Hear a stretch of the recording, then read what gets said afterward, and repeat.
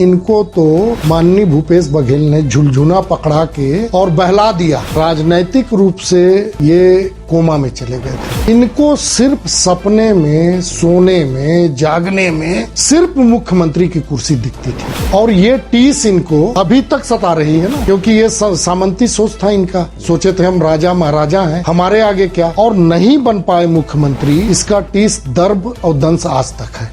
ये नॉर्मल नहीं हो पाए हैं। कब क्या कह देंगे, क्या ऐलान कर देंगे, कोई नहीं बता सकता।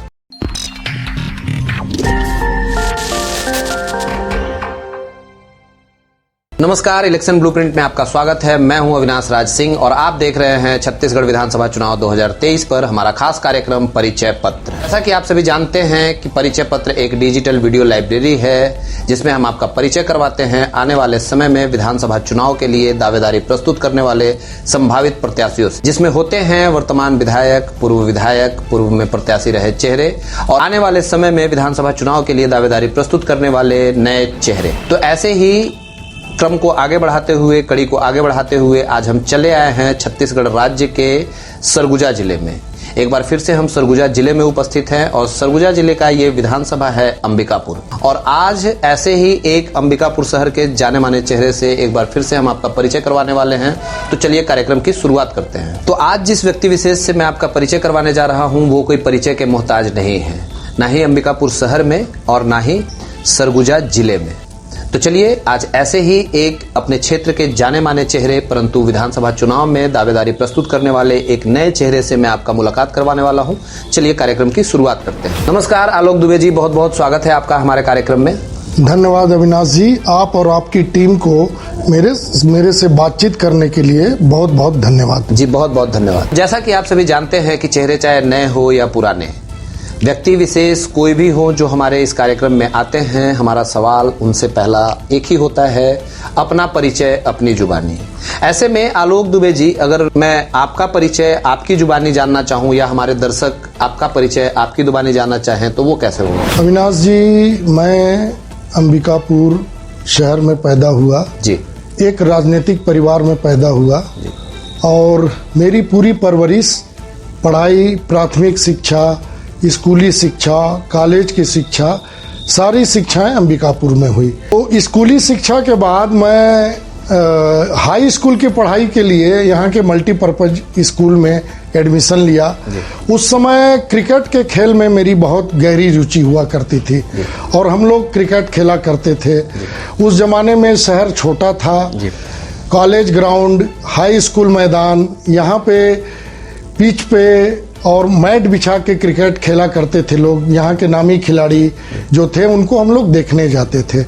तो स्कूलिंग शिक्षा जब हुई उसके बाद शासकीय स्नातकोत्तर महाविद्यालय अंबिकापुर में जब हम लोग गए वर्ष 1981 में, तो उस समय कॉलेज का माहौल थोड़ा सा दहशत वाला था। उस समय जो चुनाव हुआ करते थे छात्र संघ के, तो NSUI, ABVP और स्टूडेंट फेडरेशन ऑफ इंडिया, इनके लोग 50-60 गाड़ियों से, मोटरसाइकिल, बुलेट और जीप से अपने अपने छात्र नेताओं का प्रचार करते थे। फिर निर्वाचन होता था।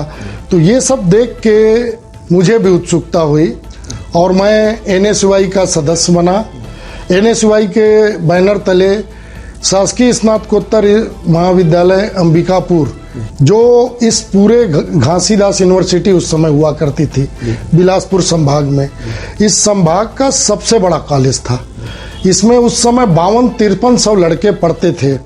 हमारे यहाँ 7 विषय से MSc, LLB का कॉलेज, MA का कॉलेज सब एक ही कैंपस में लगता था। तो अंबिकापुर का जो PG कॉलेज है इसका बड़ा एक ग्लैमर था और इसमें 2-3 ऐसे छात्र नेता हुए जो आगे की राजनीति में जाकर बहुत नाम कमाए। जैसे स्वर्गीय रविशंकर त्रिपाठी जो महाविद्यालय के छात्र संघ अध्यक्ष रहे, कालांतर में वो भटगांव के MLA भी बने। आज की दौर की अगर बात करेंगे तो अजय अग्रवाल जी हैं जो नगर निगम में सभापति के साथ छत्तीसगढ़ शासन में कैबिनेट का दर्जा प्राप्त व्यक्ति हैं। तो इन लोगों को देखते हुए और मेरे राजनीतिक गुरु यहाँ के पूर्व छात्र संघ अध्यक्ष और बहुत जाने माने नेता थे स्वर्गीय गोपाल शरण सिंह। इनकी उंगली पकड़ के मैं छात्र राजनीति क्या होती है ये मैंने सीखा और उन्हीं के सानिध्य में रहकर वर्ष 1983 आता है। उस समय मैं NSY के बैनर तले कॉलेज में छात्र संघ सचिव का चुनाव लड़ा और बहुत भारी मतों से मैंने जीता। उस चुनाव के बाद राजनीति में मेरी दिलचस्पी बढ़ती गई और वर्ष 1984 आया। वो 84 वर्ष का जो वर्ष था बड़ा ऐतिहासिक था। उस समय हमारे स्वर्गीय प्रधानमंत्री जो देश के थी श्रीमती इंदिरा गांधी की हत्या हुई और इस सरगुजा जिले अंबिकापुर में पहली बार कर्फ्यू लगा था। उस दौर में फिर मुझे साथियों ने बताया तो मैं इस PG कॉलेज जो इस घासीदास यूनिवर्सिटी का सबसे बड़ा कॉलेज था इसका छात्र संघ अध्यक्ष के लिए नामांकन भरा और बहुत भारी मतों से मैंने चुनाव जीता। मेरा जो रिकॉर्ड है वो आज पर्यंत तक कोई भी छात्र नेता या छात्र संघ अध्यक्ष नहीं तोड़ पाया। मैंने 888 मतों से कॉलेज का प्रेसिडेंट का चुनाव जीता। तो उसके बाद मेरी राजनीति में सक्रियता बढ़ती गई। फिर आया वर्ष 1994 में नगर पालिका, ये जो आज का नगर निगम है, उस समय नगर पालिका अंबिकापुर हुआ करती थी। और साथियों ने मुझसे कहा कि यार आलोक भाई, आप छात्र जीवन से राजनीति में सक्रिय हो, कॉलेज के छात्र संघ सचिव निर्वाचित रहे हो, अध्यक्ष रहे हो, विश्वविद्यालय प्रतिनिधि रहे हो, इन सब चीज़ों में मैं निर्वाचित रहा हूँ। तो साथियों ने कहा कि आप क्यों नहीं नगर पालिका का पार्षद का चुनाव लड़ जाते हो। तो घर में राजनीतिक माहौल था ही। तो वर्ष 1984 में जब चुनाव 94 में पार्षद का चुनाव हुआ नगर पालिका अंबिकापुर का, तो मैं यहाँ एक घासीदास वार्ड है, बड़ा हॉस्पिटल है मिशन का, उस इलाके से पहली बार मैं पार्षद का चुनाव भारी मतों से जीता और पार्षद निर्वाचित होने के बाद एक जनप्रतिनिधि बन गया वार्ड का। और उस दौर में आज के जो स्वास्थ्य मंत्री हैं श्री TS सिंहदेव जी, जो प्रदेश के उप मुख्यमंत्री हैं, ये नगर पालिका के अध्यक्ष निर्वाचित हुए थे और हम लोग 27 पार्षद उस जमाने में हुआ करते थे। तो हम लोगों ने पार्षद निर्वाचन के बाद बहुत सक्रियता से वार्ड में अपने अपने विकास कार्य कराए और बहुत अच्छे ढंग से वार्ड के लोगों की मैंने सेवा की। दुर्भाग्य क्या था कि वर्ष 99 आया, परिसीमन में मेरा वार्ड रिजर्व हो गया। तो बगल का एक वार्ड है जहां कलेक्टर बंगला है आज और पुलिस लाइन है, वो वार्ड सामान्य वर्ग के लिए आरक्षित था। तो मुझे वहां से दोबारा टिकट मिला। उस चुनाव में भी मैंने भारी मतों से जीत हासिल की। तो ये राजनीति का सफर मेरा, पार्षद कॉलेज की राजनीति, छात्र राजनीति, उसके बाद पार्षद के रूप में सक्रिय रहा, तो ये मेरा सिलसिला चला। वर्ष 2009 में भी मैं पार्षद का चुनाव लड़ा, तब नगर निगम बन गया था। दुर्भाग्य से कुछ मतों से मैं पराजित हो गया। कारण ये था कि जिस क्षेत्र से मुझे टिकट मिला था वो एक बहुत बड़े, किसी जमाने में इस क्षेत्र के बाहुबली हुआ करते थे, उनका वो क्षेत्र था। उस क्षेत्र से वो 2 बार निर्वाचित हुए थे और एकदम शहर के बीच का क्षेत्र था वो। वहाँ से मैंने चुनाव लड़ा, मुझे समय बहुत कम मिला, मैं 45 मतों से चुनाव हार गया, मगर मैंने राजनीति में अपनी सक्रियता लगातार बनाए रखी। फिर आया वर्ष 2014, फिर मुझे पार्षद का टिकट मिला, तो मैं भारी मतों से पार्षद का चुनाव जीता। वर्ष 2018 का समय आया, उस समय डॉक्टर रमन सिंह प्रदेश के मुख्यमंत्री हुआ करते थे और मेरी पृष्ठभूमि कांग्रेस जरूर थी। मेरे दूर के रिश्तेदार कहें, पारिवारिक रिश्तेदार कहें, वो रिश्ते में मेरे नाना लगते थे स्वर्गीय सत्यनारायण त्रिपाठी, जो अंबिकापुर विधानसभा क्षेत्र आज है, वहाँ से इस क्षेत्र से वो 1967 में निर्वाचित विधायक रहे हैं। और उसके बाद फिर मेरे निकटतम रिश्तेदार स्वर्गीय राजेश्वरी त्रिपाठी, ये जो आज का भटगमा विधानसभा क्षेत्र है उस समय का लखनपुर विधानसभा क्षेत्र था, वहाँ से वो एमएलए निर्वाचित रहे हैं। फिर मेरे रिश्ते के मामा लगेंगे 1977 जनता पार्टी के शासन में स्वर्गीय सम्मानी श्री प्रभु नारायण त्रिपाठी इस अंबिकापुर विधानसभा क्षेत्र से न सिर्फ जनता पार्टी से विधायक निर्वाचित हुए, अपितु कैलाश जोशी जी के मंत्रिमंडल जनता पार्टी का और वीरेंद्र कुमार सकलेचा जी के मंत्रिमंडल में वो गृह मंत्री और वन मंत्री हुआ करते थे। तो ये पारिवारिक पृष्ठभूमि में राजनीति थी। मेरे निकटतम रिश्तेदार कांग्रेस और जनता पार्टी भाजपा से 6 लोग एमएलए रहे। तो एक जुनून मेरे में भी था राजनीति का। फरवरी 2018 की बात है, स्वर्गीय रवि त्रिपाठी का निधन हो गया था और डॉक्टर रमन सिंह जो अभी हमारे पार्टी के राष्ट्रीय उपाध्यक्ष हैं, सम्मानी प्रदेश के हमारे 3 बार मुख्यमंत्री रहे, उनका संदेश आता है कि दुबे जी, कांग्रेस में आप घुटन महसूस कर रहे हैं, जो मान सम्मान आपकी योग्यता का मिलना चाहिए वो यहाँ नहीं मिल रहा है। तो मेरे राजनीति के उस समय इस प्रदेश के गृह मंत्री सम्मानी श्री राम सेवक पैकरा जी और मेरे राजनीति में भारतीय जनता पार्टी में लाने वाले मेरे प्रेरणा स्रोत सम्मानी अनिल सिंह मेजर जी, इन दोनों ने मेरे को बहुत मदद की मेरे विचार बदलने में। फिर फरवरी 2018 का समय आता है, मुझको रायपुर ससम्मान बुलाकर भारतीय जनता पार्टी की सदस्यता डॉक्टर रमन सिंह जी ने फटका और भाजपा का गमछा पहना के दिया। उस समय से मेरा सफर भारतीय जनता पार्टी में शुरू हो गया। फिर आया 2019 में मेरी कार्यप्रणाली, पार्टी में मेरी सक्रियता, पार्टी में मेरे योगदान को देखते हुए, जहां आप बैठे हैं इस वार्ड से जो सामान्य हो गया, तो पार्टी ने मुझे पार्षद का टिकट दिया। तो मैं चौथी बार भारी मतों से फिर पार्षद का चुनाव निर्वाचित होकर बना। मेरी शादी वर्ष 1995 में फॉरेस्ट विभाग के बहुत ही सम्मानी एसडीओ हैं, सम्मानी श्री राम स्वरूप दुबे जी, उनकी बिटिया माधुरी लता दुबे से मेरा विवाह हुआ। और उस समय मेरे ससुर बैकुंठपुर में एसडीओ के रूप में पोस्टेड थे।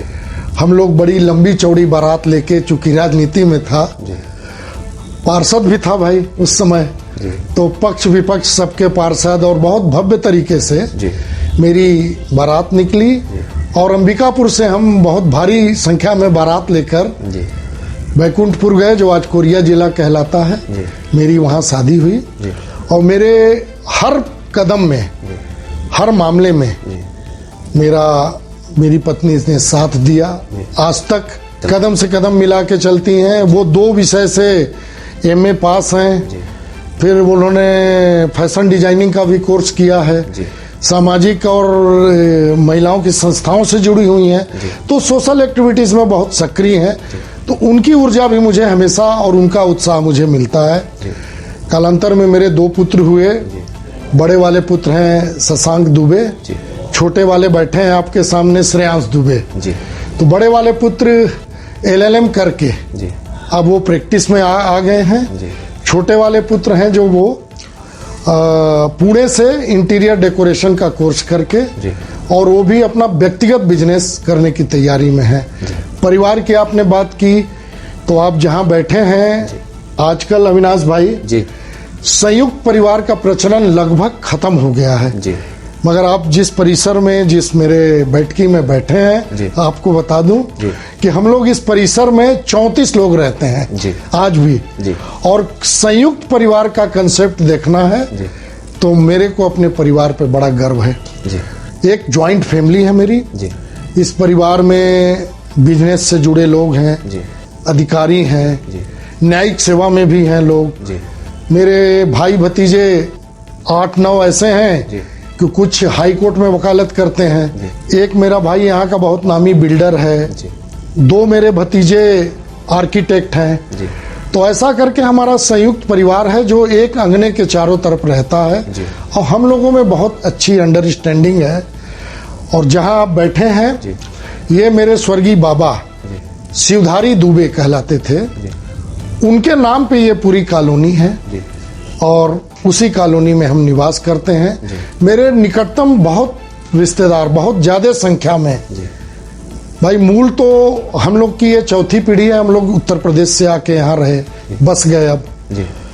तो बहुत से रिश्तेदार मेरे वहाँ से आके शहर के विभिन्न वार्डों में निवास करते हैं। कुछ लोगों ने आपको ऐसा बोला और कहा कि आप कांग्रेस में घुटन महसूस कर रहे होंगे, अपने मन मुताबिक काम नहीं कर पा रहे होंगे। सवाल ये है कि क्या वाकई में आप वहाँ घुटन महसूस कर रहे थे? देखिए अविनाश जी, बहुत अच्छा प्रश्न किया आपने। मैं पृष्ठभूमि से जरूर कांग्रेसी था और यहाँ एक राज परिवार है जो सरगुजा राज परिवार कहलाता है। उसके मुखिया हैं सम्मानित टी.एस. सिंहदेव जी, जो इस प्रदेश के उप मुख्यमंत्री भी अभी हैं। ये वर्ष 1980 के बाद इनकी स्वर्गीय माँ सम्मानिया देवेंद्र कुमारी सिंहदेव साहिबा, ये 10-15 साल से कांग्रेस की अध्यक्ष थी इस जिले की। ये जब कांग्रेस में मैं था उस समय आप आश्चर्य करेंगे, इनका एक महल है जिसको कोठी घर कहते हैं जी। इस कोठी घर में कांग्रेस कार्यालय को ये कैद रखे थे। अविनाश भाई, मैं आजाद हिंदुस्तान में पैदा हुआ। मैं सामंतशाही में न किसी को हजूर कह सकता हूँ न किसी को महाराज कह सकता हूँ, क्योंकि मैं आजाद भारत में पैदा हुआ है। सामंती और राजे रजवाड़ों को सर्व 1947 में इनकी राजशाही खत्म हो गई। सरदार पटेल ने इनके पूरे रियासतों को भारत संधि में विलय करा दिया। ये जो सिंहदेव का यहाँ परिवार है वो पूरे कांग्रेस को अपने महल में कैद रखा था। और आपको आश्चर्य बताऊं, इन्होंने जब भी कांग्रेस की नेतृत्व की बात आई, ये आदिवासी बहुल पूरा ये हमारा जिला है, जिला का पूरा संभाग कहें। वर्ष 2008 में परसिमन के पहले इस 14 में सिर्फ 1 सीट जनरल हुआ करती थी, 13 सीटें रिजर्व थी। आदिवासी भाइयों का यहाँ नेतृत्व था। तो ये जो राज परिवार है यहाँ, ये बिल्कुल कैप्चर करके आदिवासी नेतृत्व को रखा था। और जो भी स्वाभिमानी लोग हैं जो आजाद भारत में पैदा हुए, वो घुटन महसूस करते हैं। और इनका टेरर ये था कि इनके मर्जी के खिलाफ कोई कांग्रेस में कुछ बोल नहीं सकता था, अपना विचार नहीं रख सकता था, अपने गलत नीतियों का, इनके गलत नीतियों का कोई विरोध नहीं कर सकता था, क्योंकि इनके पास मसल पावर के लोग भी हैं। जितने पुराने इस जिले के शहर के रासुका बंदी जिला बदर के लोग सब इनके साथ, इनके स्टार प्रचारक हैं। और जब भी राजनीति में कोई इनका विरोध करता था, उसको दबाने के लिए मसल पावर का उपयोग करते थे। तो ये सब बातों से मन बड़ा खिन्न था। उत्तर प्रदेश का खून था, हो गए तो अब हम लोग सरगुजिया अंबिकापुर के, और एक स्वाभिमानी परिवार से था। तो ये सब चीज मुझे ना भीतर से उबालती थी कि 47 में राजशाही चली गई, आज भी ये अपने को हजूर, सरकार, महाराज कहते हैं। मैं पहला शख्स था जो उस समय भी कांग्रेस में था। तो उस दौर में भी जब पार्टी बैठकों में, सभाओं में, धरना में, प्रदर्शन में, इनकी उपस्थिति में भी सारे लोग इनको महाराज कह के संबोधित करते थे। मैं मगर उस शब्द को नहीं बोलता था, क्योंकि भाई मैं आजाद भारत में पैदा हुआ हूँ। हजूर, महाराज, सरकार, ये बातें तो 1947 में दफन हो गई, मगर ये सरगुजा में अपने को आज भी शोकाज, इनकी जितनी जमीनों की रजिस्ट्रियां होती हैं, प्रशासन उस रजिस्ट्रियों में महाराजा टी.एस. सिंहदेव लिखते हैं। अरे भैया, हमें महाराजा और राजा गए। तो ये सब बातों को लेके मैं खुल के चूंकि इनकी नीतियों का विरोध करता था, कार्य प्रणाली का विरोध करता था, तो एक घुटन महसूस हो गई। और कॉलेज जमाने से मैं राजनीति में था, युवा था, अपने हिसाब से मैंने अपनी व्यवस्था देख के फिर माननीय डॉक्टर रमन सिंह जी का संदेश आया, एक उनका ऑफर आया, तो मैंने भारतीय जनता पार्टी की सदस्यता उनके समक्ष जाके स्वीकार की। जैसा कि आपने बताया कि टीएस सिंहदेव बाबा के नाम से जो जाने जाते हैं, टीएस बाबा, अपने महल में कांग्रेस पार्टी को कैद रखा हुआ था उन्होंने सरगुजा संभाग में। सरगुजा में तो उन्होंने अपने महल में कैद रखा था पार्टी को, लेकिन पूरे छत्तीसगढ़ में पार्टी उनके हाथ से निकल गई। और पिछली बार जैसा सभी जानते हैं कि शायद मुख्यमंत्री 50-50 पे बातें बनी थी दोनों में, लेकिन आज वो कार्यकाल भी पूरा हो गया है। इसे आप कैसे देखते हैं? देखिए, बहुत अच्छा प्रश्न अविनाश भाई आपने किया जी। देखिए, ये कांग्रेस का आंतरिक मामला है। क्योंकि आप कांग्रेस से जुड़े रहे हैं, आपका एक पूरा परिवार कांग्रेस से जुड़ा रहा है, तो आप शायद बेहतर चीजों को समझ पाए, बता पाए। देखिए, मेरी कांग्रेस की यात्रा फरवरी 2018 में खत्म हो गई जी। मगर आपने जो प्रश्न किया जी कि टीएस सिंहदेव आज राजनीति में अलग थलग हैं या 2.5 साल का इनका वादा था, ये है तो कांग्रेस का आंतरिक मामला। जी। मगर जितनी मुझे समझ है अविनाश भाई, अब राजनीति में मेरा भी अनुभव 40 साल का है। जी। 1983 से मैं कॉलेज का निर्वाचित सचिव अध्यक्ष रहा। उस समय से लगातार मैं जनप्रतिनिधि भी 4 बार रह चुका हूँ और बहुत करीब से सरगुजा की पॉलिटिक्स को देखा, समझा और महसूस किया हूँ।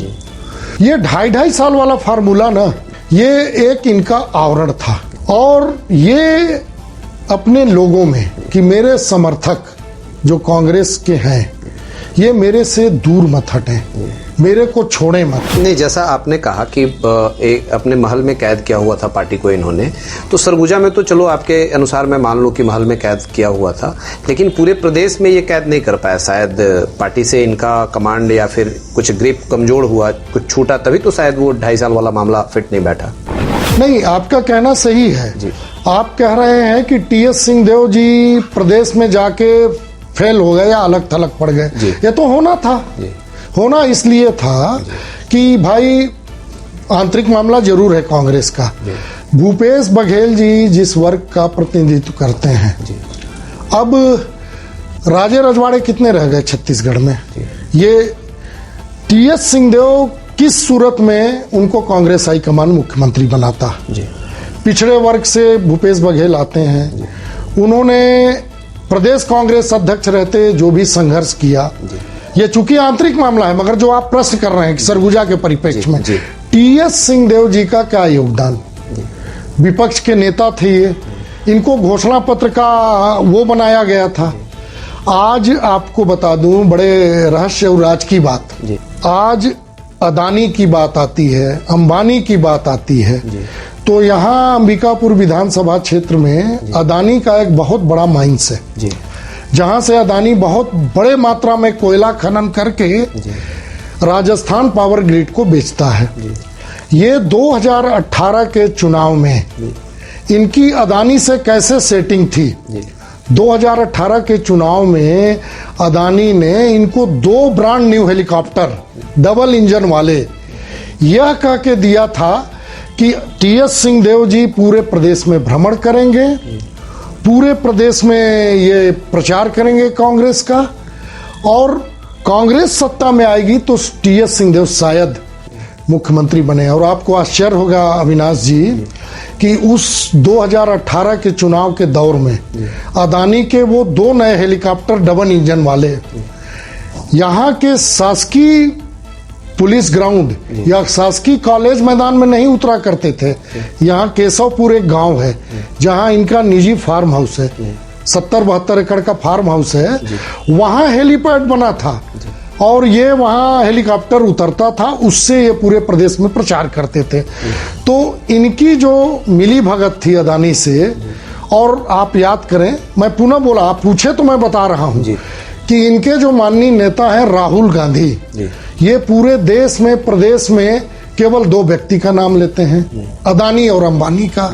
तो भैया इनकी दोस्ती तो अदानी से जग जाहिर थी और इनके नेता तो अदानी का नाम लेते थे हर मीटिंग, हर सभाओं में। फिर टीएस सिंहदेव को कांग्रेस हाईकमान मुख्यमंत्री कैसे बनाती? देखिए, पुनः कह रहा हूं, यह मामला कांग्रेस का आंतरिक है। मैं भारतीय जनता पार्टी का सदस्य हूं। लेकिन आपका भी एक कांग्रेस पार्टी के अंदर लंबा अनुभव रहा है, तो अविनाश भाई, मैं आपके उस प्रश्न का जवाब इसी रूप में दे रहा हूं कि इनके राष्ट्रीय नेता, उस समय के राष्ट्रीय अध्यक्ष, पूरे देश के सभाओं में, वो लोकसभा हो कि विधानसभा हो, खाली अदानी और अंबानी की बात करते थे। और इनकी दोस्ती अदानी से कैसे थी, आप स्वयं देख रहे हैं। मतलब आपका कहना है कि ये टीएस सिंहदेव, टीएस बाबा का ये एक सपना था, या फिर वो हसीन सपने थे जो सपने ही रह गए मुख्यमंत्री बनने के? अविनाश भाई, देखिए, फिर मैं बोलूं, ये आंतरिक मामला है। अब मुझे लगता नहीं, 4 महीने चुनाव के रह गए हैं जी। और कोई भी राष्ट्रीय राजनीतिक दल निकट चुनाव देखते हुए अब किसी दूसरे व्यक्ति को, जहां तक मैं समझता हूं भाई, ये है कांग्रेस का आंतरिक मामला। चूंकि सरगुजा अंबिकापुर को टीएस सिंह बिलोंग करते हैं, तो इनकी जो राजनीति शैली है, इनकी जो राजनीतिक पकड़ है, मुझे नहीं लगता कि अब इनको मुख्यमंत्री बनने का मौका मिलेगा। आपको नहीं लगता है कि कांग्रेस पार्टी छोड़ना आपके लिए गलत सौदा हो गया? अगर आप कांग्रेस में होते तो आज शायद आप भी विधायक होते, विधानसभा में होते। नहीं अविनाश भाई जी, मैं इस बात से इसलिए सहमत नहीं हूं कि मेरा निर्णय बहुत सही था। सही इसलिए था कि भारतीय जनता पार्टी एक राष्ट्रवादी, आदर्शवादी और एक आम कार्यकर्ता जो दरी भी उठाता है, उसको भी मौका देती है। और मैं बहुत सही, क्योंकि यहाँ की कांग्रेस पार्टी में मैं घुटन इसलिए मैं महसूस करता था कि सामंती लोगों के हाथ में पूरा कमान था। और पुनः मैं कहा कि उस समय कांग्रेस इनके कोठी घर महल में, शायद आप आश्चर्य करें, 8x8 के कमरे में कैद थी। 8 गुणित 8 का कमरा था जो कांग्रेस का कार्यालय था, इनके महल में, वहां कैद थी। तो मैं वहां रह के कोई भी राजनीतिक उत्थान नहीं कर पाता। और मैंने राष्ट्रवादी विचार, एक डेमोक्रेटिक पार्टी कार्यकर्ता आधारित पार्टी, और मैंने बोला ना कि यहाँ एक सड़क का आदमी, दरी उठाने वाला कार्यकर्ता भी विधायक, सांसद, मुख्यमंत्री तक बन सकता है। वो तो पूरे देश के लिए आदर्श और एक माने अनूठे उदाहरण है। और माननीय नरेंद्र मोदी जो हमारे प्रधानमंत्री हैं, उनका जीवन ही एक प्रेरणा है। तो आप बोले तो उस पार्टी की विचारधारा तो मेरे लिए सिरोधार थी, और मैंने बहुत सही निर्णय लिया। मुझे थोड़ा भी अफसोस या पछतावा नहीं है कि मैं कांग्रेस क्यों छोड़ा। आपके राजनीतिक जीवन के महत्वपूर्ण कार्यों पे अगर प्रकाश डालने की बात हो तो वो क्या? देखिए अविनाश भाई, मैं बहुत छोटे जनप्रतिनिधि में आता हूँ। छोटा इसलिए कि वार्ड का जो पार्षद होता है वो 4000 5000 नागरिक या मतदाताओं का प्रतिनिधित्व करता है।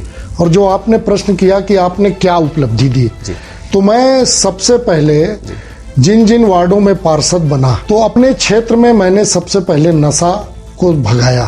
अवैध शराब बनना, अवैध गतिविधि होला, ये सब चीजों को मैंने प्रशासन, पुलिस, सम्मानित कलेक्टर साहब, आबकारी विभाग से मिलके।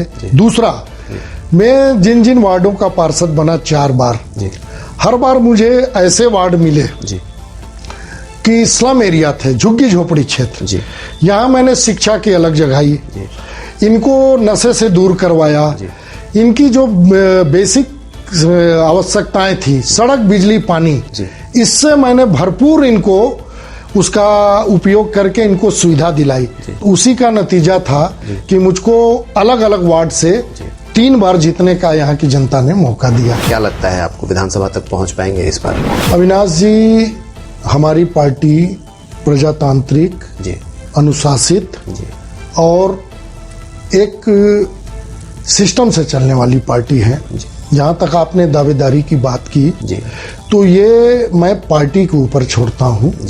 हमारे यहाँ मेरे अलावा भी बहुत योग्य लोग हैं जो वर्षों से इस पार्टी में संघर्ष करते आ रहे हैं, और उन्होंने भी अपनी पूरी जवानी बिता दी है। और आप जहाँ तक मुझे दावेदारी की बात करते हैं, तो ये पार्टी का निर्णय है, पार्टी किसको मौका देती है। माननीय श्री भूपेश बघेल सरकार के 5 वर्षों के कार्यकाल को आप कैसे देखते हैं? मैं इस 4.25 वर्ष के कार्यकाल को जो भूपेश बघेल की यहाँ सरकार है उसको पूरी तरह फेल और निराशावादी सरकार मानता हूँ। वादे को न पूरा करने वाली सरकार मानता हूँ। कैसे? अविनाश भाई, ये भारतवर्ष का पहला ऐसा राज्य है जहाँ एक हमारी संवैधानिक संस्था जिसको ईडी कहते हैं, वो ईडी इतने प्रकरण में सरकार के 2 आईएएस अधिकारी, शायद भारत के इतिहास में कभी ऐसा नहीं हुआ कि 2 आईएएस अधिकारी ईडी के रेड पर आकर और जेल में हैं। ईडी को आज इतने प्रकरण, इतने घोटाले इस भूपेश सरकार में मिले सप्रमाण। भाई वो संवैधानिक संस्था है, वो किसी से बायस्ड नहीं है कि उसको भारतीय जनता पार्टी निर्देश दे कि आप ये करो। जिस तरह सुप्रीम कोर्ट है, जिस तरह चुनाव आयोग है, उसी तरह एक ईडी संस्था है। ईडी संस्था ने इतने घोटाले छत्तीसगढ़ में देखे, इतने घोटालों का इनके पास दस्तावेज है कि आज ईडी के लोग रायपुर में किराया मकान लेके रह रहे हैं कि भैया अभी आज इस पर रेड मारे, इस आईएएस को हम बंद किए, कल किसी नेता का नंबर आ जाएगा। ये होगा। तो भूपेश की सरकार सभी मोर्चों पे फेल है। ये नारा देते हैं नरवा घुरवा बाड़ी, छत्तीसगढ़ की यही चिन्हारी। आप बता दो अविनाश भाई, जिस सरगुजा अंबिकापुर में आप बैठे हैं, आप जितने गोठान हैं, इनकी बहुत एक पायलट प्रोजेक्ट योजना थी, गोठान की योजना। आपको मैं चुनौती देता हूं, अंबिकापुर से 8 किलोमीटर दूर एक आदर्श गोठान है सोहगा ग्राम में। 2 करोड़ लागत से वो आदर्श गोठान बना है। आप कल सुबह जाइए, भ्रमण करिए। एक जानवर तो दूर, एक वहां कोई बरसात का मौसम है, घास का एक तिनका नहीं मिलेगा, एक जानवर नहीं मिलेंगे। शेड कौन ले गया, जाली कौन ले गया, गेट कौन ले गया, इसका आता पता नहीं है। तो इनकी पूरी योजनाएं फेल हैं। राशन के मामले में ये जब हमारी सरकार थी, डॉक्टर रमन सिंह की सरकार, तो हमारी पीडीएस योजना को पूरे भारतवर्ष में न सिर्फ सराहा गया, डॉक्टर मनमोहन सिंह जी की सरकार थी, अपितु एक मॉडल के रूप में पूरे देश में छत्तीसगढ़ के पीडीएस मॉडल को स्वीकार किया गया। भूपेश की सरकार सभी मोर्चों पे फेल है। और मैं तो बोलूंगा कि 3 महीने 4 महीने बाद जो चुनाव है, इनके परफॉर्मेंस को देखते हुए ये हम आज दावे के साथ कह सकते हैं कि ये 60+ का नारा दे रहे हैं, 70+ का नारा दे रहे हैं, उल्टा होगा। भारतीय जनता पार्टी, हमारे राष्ट्रीय नेतृत्व आदरणीय प्रधानमंत्री आदरणीय जेपी नड्डा, आदरणीय अमित शाह जी, आदरणीय अरुण साव जी, हमारे सम्मानीय अध्यक्ष आदरणीय ओम माथुर, डॉक्टर रमन सिंह जी के नेतृत्व में हम चौथी बार इस प्रदेश में सरकार बनाएंगे। आपके अंबिकापुर के विधायक, जिनको कि अभी अभी एक नए पद से नवाजा गया है, राज्य में दूसरे नंबर पे वो उनका नाम लिया जा रहा है अभी सरकार और सत्ता के मामले में, तो इनके 5 वर्ष के कार्यकाल को आप कैसे देखते हैं? इनकी क्या उपलब्धियां रही हैं 5 वर्ष में? अविनाश जी, आज 11 अगस्त है जी। सरकार में आए इनको, मैं अगर गलत नहीं हूं, मेरा जो अंक गणित कहता है, करीब करीब 1600 दिन हो गए। ऑन रिकॉर्ड मैं बोल रहा हूं कि ये राजनैतिक रूप से ये कोमा में चले गए थे। इनको सिर्फ सपने में, सोने में, जागने में सिर्फ मुख्यमंत्री की कुर्सी दिखती थी। और ये टीस इनको अभी तक साल रही है, सता रही है, अभी तक सता रही है ना, क्योंकि ये सामंती सोच था इनका। सोचे थे हम राजा महाराजा हैं, हमारे आगे क्या, और नहीं बन पाए मुख्यमंत्री। इसका टीस दर्भ और दंश आज तक है। ये नॉर्मल नहीं हो पाए हैं।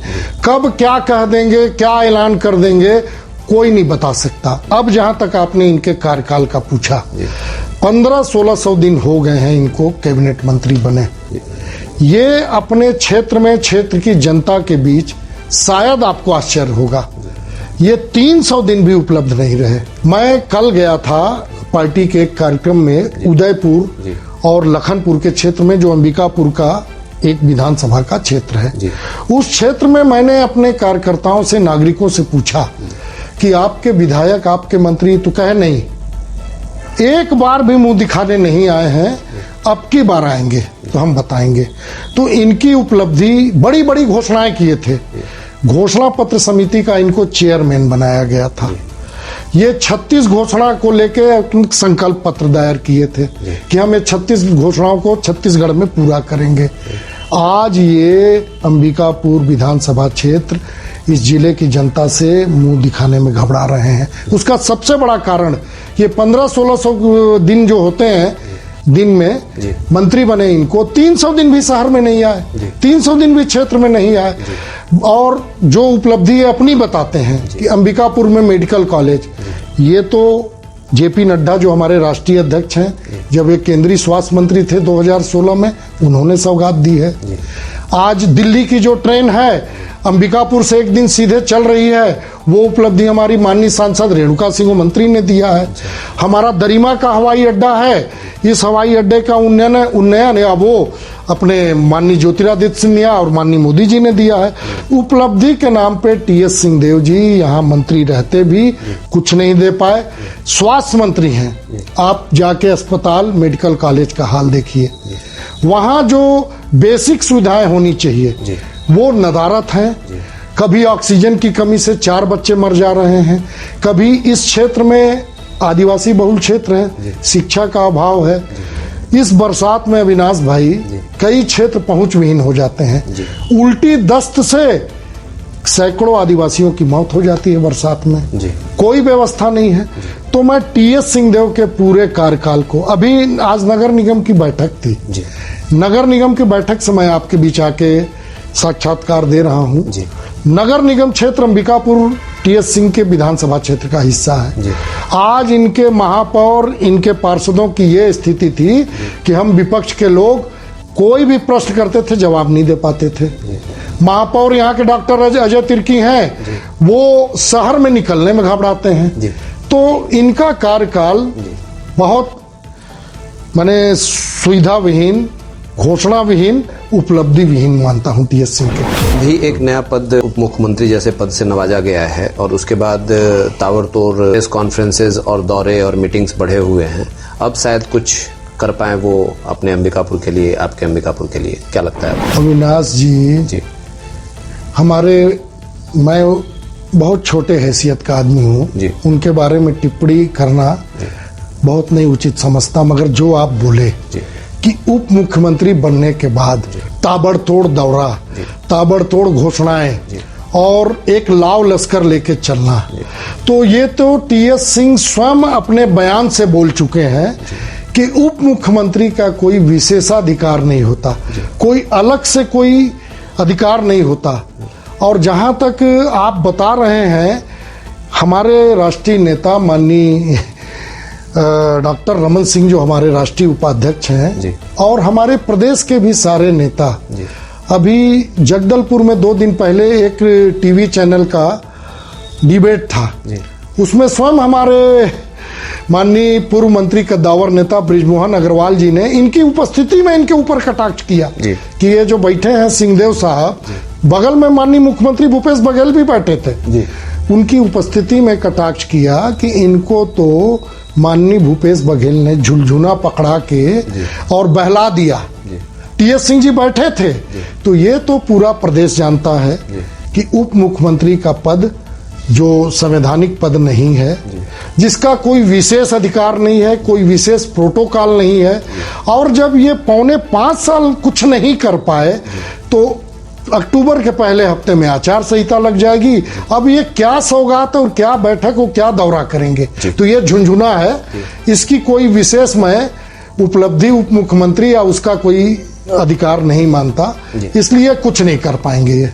सरगुजा संभाग के लोगों की अगर मैं बात करूं, यहाँ की जनता की अगर मैं बात करूं, अंबिकापुर शहर की अगर मैं बात करूं, तो टीएस सिंहदेव जी को उप मुख्यमंत्री बनना यहाँ के लोगों के लिए कितना मान सम्मान, या यहाँ के लोगों के लिए कैसा रहेगा या कैसा रहा? नहीं, देखिए, अब यहाँ के विधायक हैं, मंत्री रहे हैं और उप मुख्यमंत्री का एक ओहदा मिला, तो मान सम्मान प्रोटोकॉल में जरूर बढ़ा हुआ दिखता है, मगर क्षेत्र की जनता को जो उनसे अपेक्षा थी और जो समस्याओं को लेके एक उम्मीद थी उनसे कि ये भाई बहुत बड़े स्टालवर्ट हैं, बहुत हैवी वेट के नेता हैं और ये कुछ ना कुछ करेंगे, तो जनता तो बहुत उत्साहित या खुश नहीं है।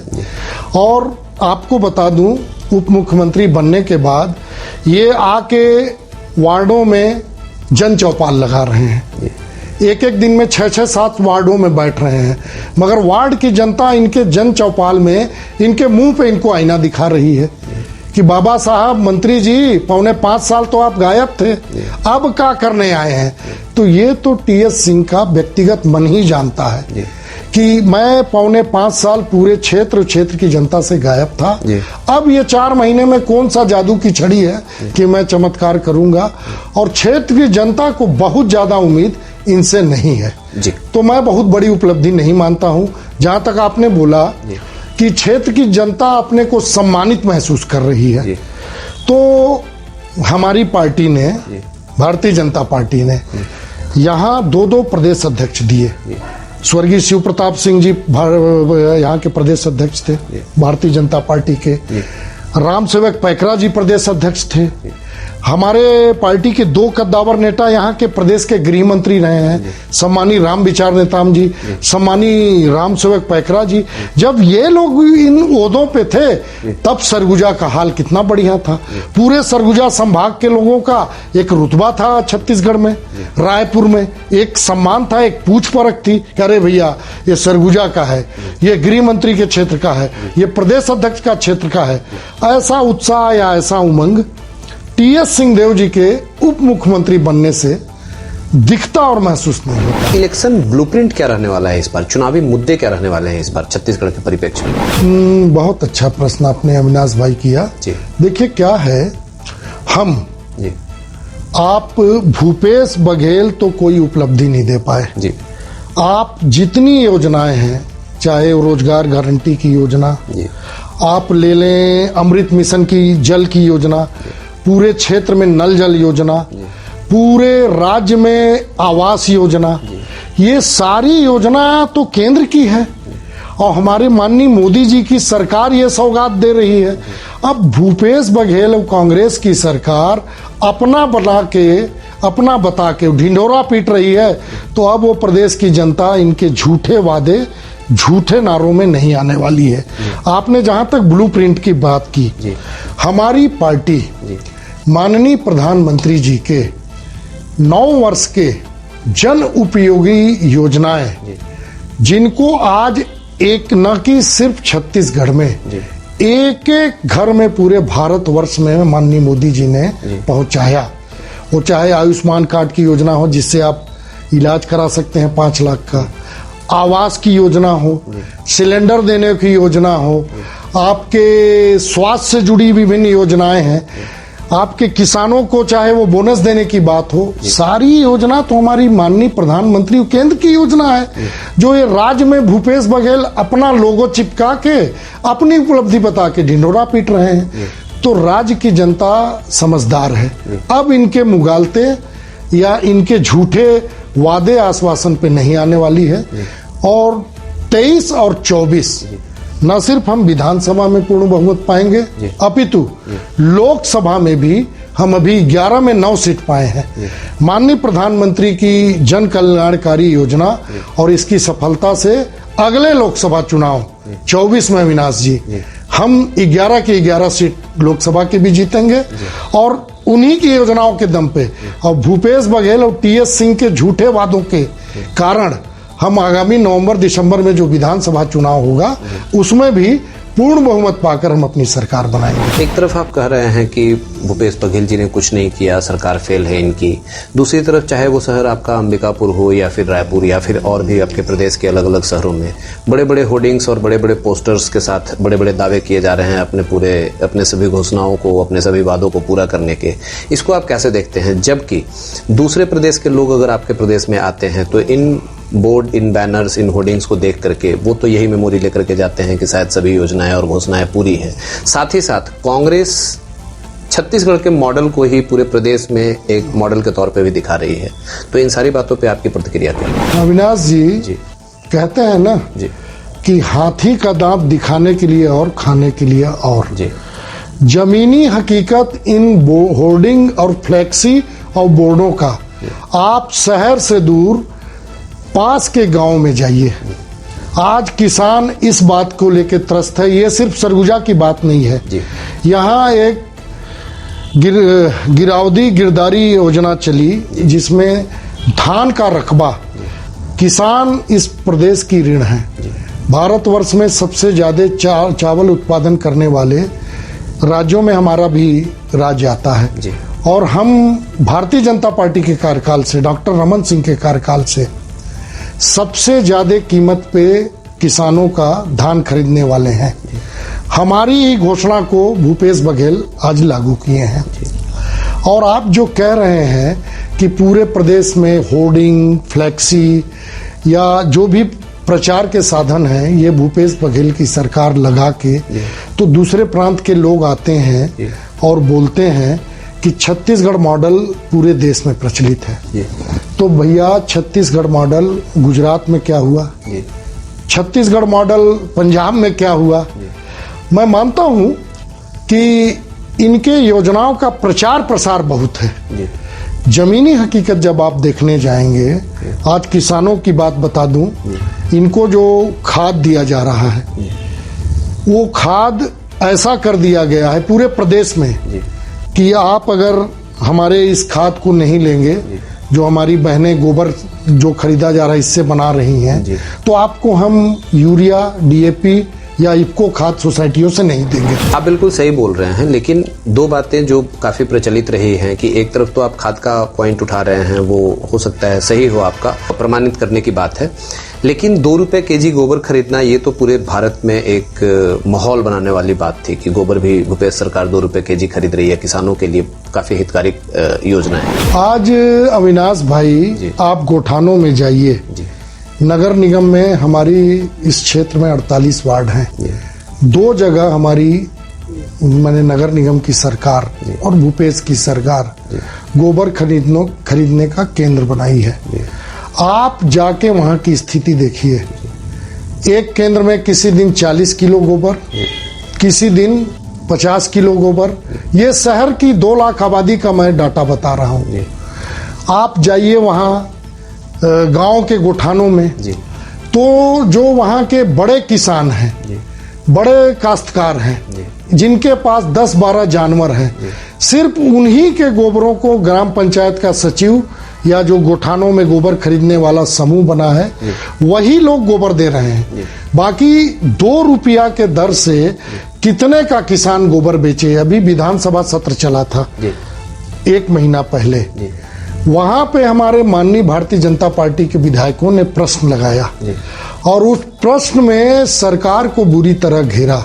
और अविनाश जी, आपको ऑन रिकॉर्ड बता दूं कि हमारे माननीय विधायक बृजमोहन अग्रवाल, अजय चंद्राकर जी, सौरभ सिंह जी, नेता प्रतिपक्ष नारायण चंदेल जी ने लिखित में जब सरकार से जवाब मांगा कि आप प्रदेश में कितने करोड़ का गोबर खरीदे और इसमें कितने का खाद बनाए और किन किन क्षेत्रों में आपने खाद को सोसाइटी में वितरित किया, उससे कितना पैसा आया, तो सरकार को जवाब देते नहीं बन रहा था। और वहां ऐलान हुआ, मीडिया ने इसको छापा था कि यहाँ का गोबर घोटाला बिहार के लालू राज के चारा घोटाला से भी बड़ा घोटाला है। तो सदन में न मुख्यमंत्री के मुंह से आवाज निकल रहा था, न उप मुख्यमंत्री के मुंह से आवाज निकल रहा था, न कृषि मंत्री हैं माननीय रविंद्र चौबे, उनके मुंह से आवाज निकल रहा था। तो ये सब डाटा आलोक दुबे या भाजपा का, ये विधानसभा में सरकार का उत्तर है कि हम इतने का गोबर खरीदे गोठानों से, ये गोबर कहाँ गया और गोबर बेच के हम गोबर से खाद बेच के कितना पैसा पाए, ये आंकड़ा सरकार के पास सही नहीं है। तो मैं तो पूरा इसको सफेद हाथी मानता हूं और इस योजना को भी फेल मानता हूं। आपकी नजरों में 5 वर्षों में माननीय भूपेश बघेल जी की सरकार ने कोई अच्छे काम नहीं किए? मानता हूं मैं।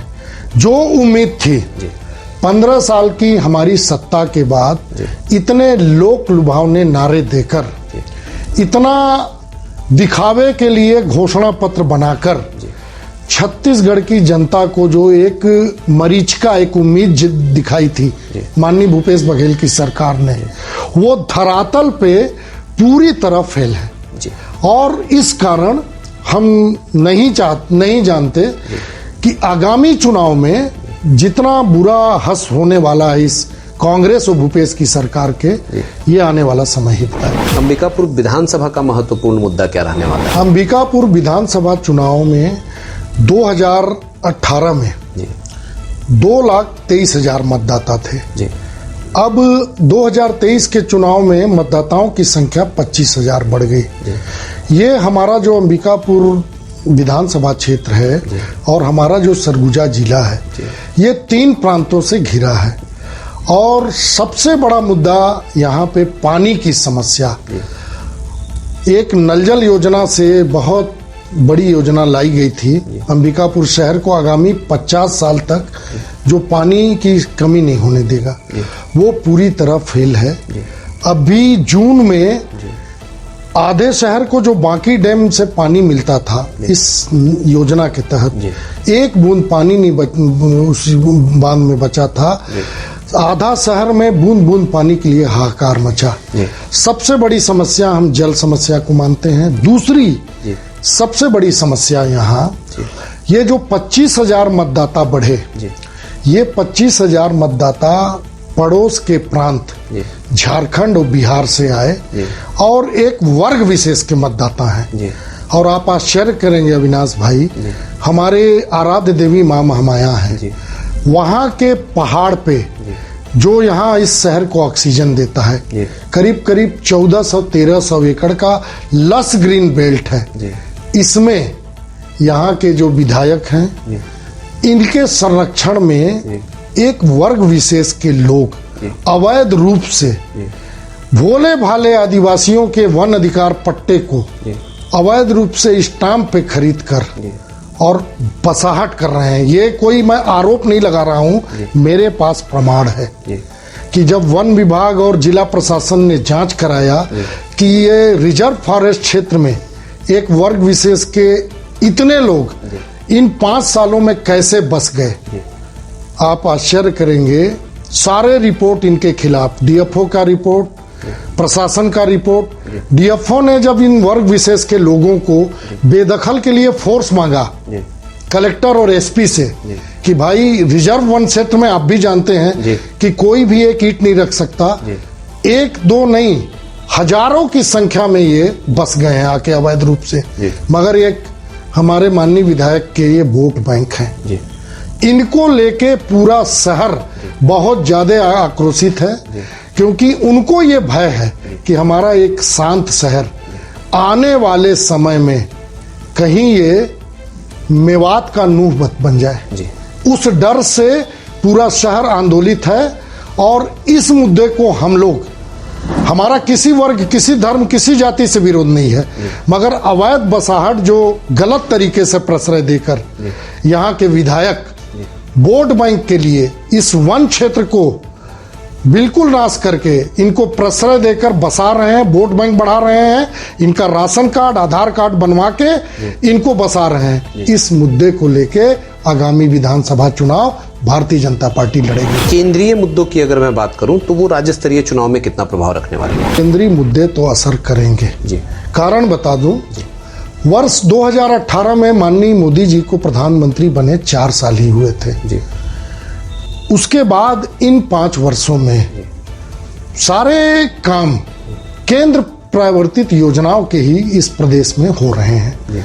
आप राशन की बात कर लें, रोजगार गारंटी की बात कर लें, प्रधानमंत्री सड़कों की बात कर लें, आप स्वास्थ्य में आयुष्मान कार्ड की बात कर लें, आप सारे योजना तो हमारी केंद्र की है। और हमारे प्रदेश की जो भोली भाली जनता है ये इस चीज को समझ रही है और वो तुलना कर रही है कि भूपेश की राज्य की सरकार और माननीय मोदी जी की केंद्र की सरकार, इन दोनों की योजनाओं पे कौन योजना धरातल पे है और किससे आम जनता की जो मूलभूत सुविधाएं हैं उसको लाभ मिल रहा है। तो निश्चित रूप से हमारे केंद्र की योजनाओं का लाभ अविनाश जी हमको न सिर्फ विधानसभा में, आने वाले लोकसभा चुनाव में भी बहुत सर चढ़ के बोलेगा। बिल्कुल बिल्कुल रहेंगे, क्योंकि इनकी घोषणा भूपेश सरकार की, वो भूपेश सरकार की योजनाओं से जनता ये अपने को ठगा महसूस कर रही है। अंबिकापुर नगर निगम की चर्चा की जाए तो अभी तक के नगर निगम के कार्यकाल को आप कैसे देखते हैं? अविनाश जी, आज मैं सामान्य सभा की बैठक से आया हूँ जी। संविधान और एक्ट ये कहता है जी। कि नगर निगम का हर 2 महीने में बैठक हो, ये अधिनियम कहता है जी। और जो वर्तमान में कांग्रेस सरकार यहाँ बैठी है निगम में जी, उसमें डॉक्टर अजय तिर्की हमारे महापौर हैं कांग्रेस के जी। महापौर वो बेचारे नाम भर के हैं, यहाँ शासन किसी और का चलता है। हमारे नगर निगम में इनके अलावा 3-4 और महापौर हैं जी। और नगर निगम के जो वर्तमान महापौर हैं डॉक्टर अजय तिर्की, ये पेशे से डॉक्टर हैं जी। और इन्होंने एक बहुत बड़ा नर्सिंग होम बना लिया है 3-4-5 करोड़ की लागत से। तो अब उनका काम नगर की जनता को समस्या दूर करना कम रह गया है। अपने नर्सिंग होम में वो प्रैक्टिस में मस्त है।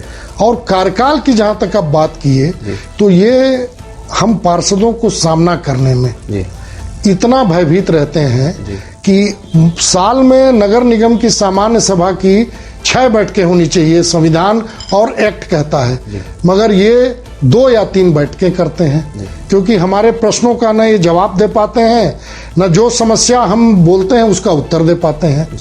तो ये कार्यकाल बहुत निराशाजनक है कांग्रेस का। और प्रशासनिक पकड़ इन कांग्रेस के नेताओं को नगर निगम में थोड़ी सी भी नहीं है। अधिकारी राज चल रहा है।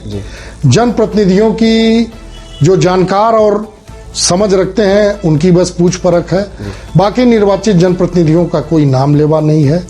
और नगर निगम की सरकार भगवान भरोसे चल रही है, मैं कह सकता हूँ जी। अभी तक के कार्यकाल की अगर मैं बात करूं नगर निगम की, तो अंबिकापुर विकास में कहाँ खड़ी है? आपने अविनाश जी जो प्रश्न किया नगर निगम अंबिकापुर के विकास के मामले में जी। तो मैं बता दूं इन 4.25 वर्षों में जी। प्रदेश में 13 नगर निगम है जी। मगर अंबिकापुर नगर निगम को राशि के मामले में बहुत उपेक्षित रखा गया जी। और ये जय बीरू की जोड़ी कहलाती थी। और इन लोगों के आपसी मतभेद श्री टी.एस. सिंहदेव और भूपेश बघेल के वर्चस्व की लड़ाई, इनको देखते हुए नगर की जनता विकास कार्य के लिए यहाँ का जो नगर निगम प्रशासन और यहाँ के महापौर विकास कार्य में जिस औसत से अंबिकापुर नगर निगम को राज्य शासन से फंड मिलना था और नगर निगम को मुकाबले 20% राशि भी इन 4.25 वर्षों में नहीं मिला जी। तो इन 2 नेताओं के आपसी वर्चस्व की लड़ाई और इनके ईगो की लड़ाई में पीसी इस नगर की 2 लाख की जनता और पैसा जितना मिलना था और नगर निगम की तुलना में राजनांदगांव, बिलासपुर, रायपुर, धमतरी इनके तुलना में 20% राशि भी हमारे हिस्से को हमको नहीं मिली। तो विकास कार्य के मामले में बहुत पीछे है नगर निगम अंबिकापुर। आने वाला विधानसभा चुनाव को लेकर के आप अपने क्षेत्र की जनता से किन बातों को लेकर के संकल्पित हैं? हम अविनाश भाई, हमारी पार्टी जी, मैं नहीं, हमारी भारतीय जनता पार्टी टी.एस. सिंहदेव जो यहाँ के विधायक और मंत्री हैं, इनकी नाकामी, क्षेत्र में इनकी अनुपलब्धता और एक वर्ग और जाति विशेष से प्रेम जी। और उनकी अवैध बसाहट जी। नगर की जनता, क्षेत्र की जनता को पानी के मामले में त्राहिमाम करने की स्थिति जो आई जी। ये सब मुद्दे को लेकर हम जनता के बीच जाएंगे कि अंबिकापुर की जनता हमारे इस संकल्प को लेकर जब हम क्षेत्र की जनता के बीच हमारी पार्टी जाएगी तो निश्चित रूप से भारतीय जनता पार्टी का जो भी प्रत्याशी होगा वो यहाँ कमल खिलाएगा और हम यहाँ कांग्रेस को पराजित करेंगे। ब्राह्मण समाज से आते हैं, सावन का महीना चल रहा है, भगवान भोलेनाथ का महीना चल रहा है। इस बार संयोग से सावन 59 दिनों का हुआ है। ऐसे में आप कोई अपील करना चाहें, कोई अभिवादन अगर करना चाहें, अभिनंदन अगर करना चाहें तो वो कैसे होगा? सावन के इस पवित्र महीने में मैं सभी को पहले इसकी बधाई देता हूँ और भगवान भोले से ये प्रार्थना करता हूँ कि भगवान भोले सभी सनातनी भाइयों को, सभी हिंदू भाइयों को सुख समृद्धि दे और इनको भविष्य में जो भी मंगल कामनाएं ये भगवान शिव से आराध्य करके मांगते हैं, इसको पूरा करें।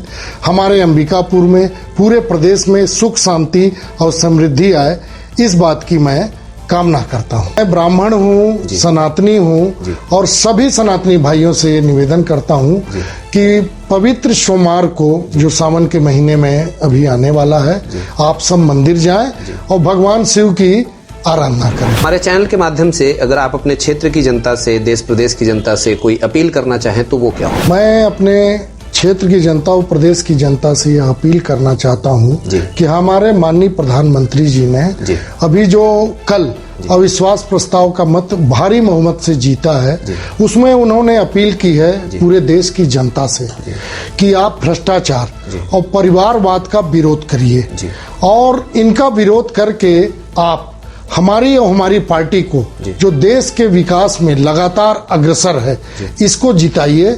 आगामी जो विधानसभा चुनाव अंबिकापुर विधानसभा क्षेत्र में होगा, इसमें भारतीय जनता पार्टी को जिताइए और जो लोकसभा चुनाव 2024 मई में होगा, इसमें हमारी भारतीय जनता पार्टी को देश हित में जिताकर भारत राष्ट्र को मजबूत करिए। और कमल का फूल जो हमारा निशान है, इस पे बटन दबा के भारतीय जनता पार्टी का सरकार प्रदेश में और देश में दोनों में बनाने की अपील करता हूं। तो ये थे हमारे साथ श्री आलोक दुबे जी। वर्तमान में ये नगर पार्षद हैं अंबिकापुर से। पूर्व में भी ये अलग अलग क्षेत्र से पार्षद रहे हैं अंबिकापुर से। अंबिकापुर नगर निगम में इनका आना जाना घर की तरह है बिल्कुल। और ये वर्तमान में प्रदेश कार्य समिति के सदस्य भी हैं आरटीआई प्रकोष्ठ के। आरटीआई प्रकोष्ठ वही प्रकोष्ठ जो आप जान रहे हैं, राइट टू इन्फॉर्मेशन, सूचना का अधिकार, सूचना के अधिकार के प्रकोष्ठ, सूचना के अधिकार प्रकोष्ठ के ये प्रदेश कार्य समिति सदस्य भी हैं भारतीय जनता पार्टी से। तो ऐसे ही अलग अलग विधानसभा से, अलग अलग संभावित प्रत्याशियों से, वर्तमान विधायकों से, पूर्व विधायकों से हम आपकी मुलाकात करवाते रहेंगे, हम उनका परिचय रिकॉर्ड करते रहेंगे। आप बने रहिए हमारे साथ और देखते रहिए हमारे चैनल टुडेज ब्लूप्रिंट। बहुत बहुत धन्यवाद आलोक दुबे जी हमारे साथ बातचीत करने के लिए। अविनाश भाई, मैं आपको व आपके पूरे चैनल को इतना महत्वपूर्ण विषय पे मुझको इस लायक समझा, इसके लिए आपको धन्यवाद देता हूं। बहुत बहुत धन्यवाद।